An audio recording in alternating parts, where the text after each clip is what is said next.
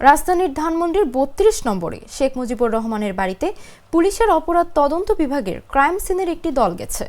সেখানে তারা বিভিন্ন আলামত সংগ্রহ করেছে বলে জানা গেছে। তবে তারা কী ধরনের আলামত সংগ্রহ করেছে তা জানা যায়নি।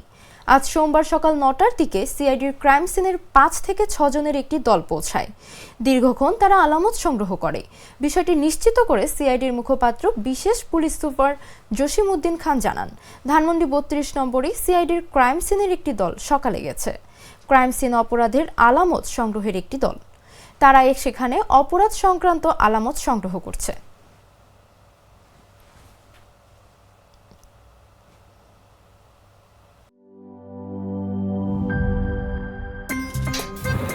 আমার একটা স্মার্ট সিদ্ধান্তে 25% গ্যাসের খরচ কমেছে। ভাবছেন কিভাবে?